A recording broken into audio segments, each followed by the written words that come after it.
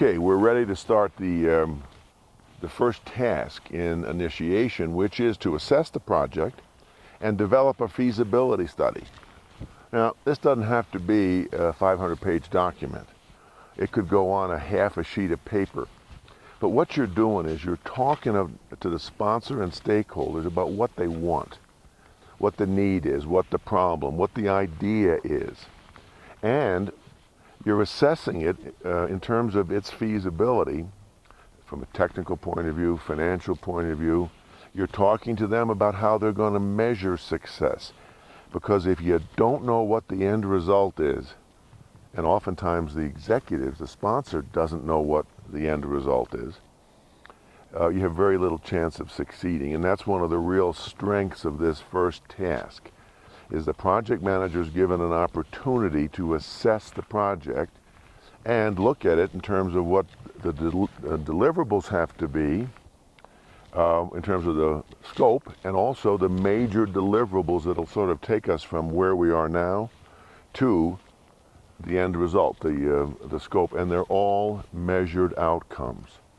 We don't have a project with a scope that is improve customer service. We have a project that has a scope of reduce customer complaints about service from 500 a month to 10 a month. That's a measured objective.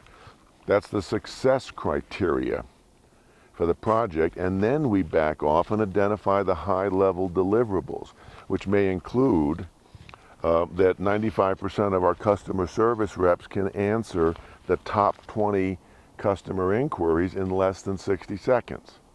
That's a measured outcome, again, from a training program.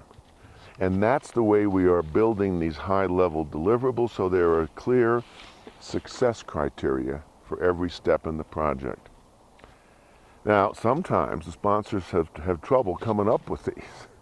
And the project manager needs to push ahead. And frankly, the biggest aid to a project manager in defining a project clearly is when the organization is going to review this project charter and the feasibility study that's in it. And if the project manager can say to someone who outranks him, well, that's a great idea, but the approval committee's never going to sign off on this project. We've got to have a very clear business result we're going to deliver so we can do our cost-benefit analysis and show them that the benefits are far outweigh the costs. And I need to know exactly what we have to produce to do that. So the feasibility study is more than just some stuff on paper.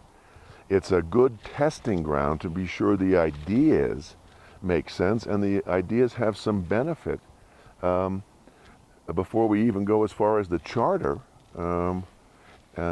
with its feasibility in it. So that's the first step, assessment and feasibility. And again, you may be saying, gee, we never do that. And if you don't, there are a lot of projects that don't have much benefit to them. A lot of projects that are started and then abandoned because no one knows where they're supposed to go. So doing this assessment and feasibility on the front end, even if you spend just 15 minutes on it with your boss for a project that's going to take a week, it's still worthwhile doing because everybody has clarity on what the project's going to produce and what the benefits and costs are.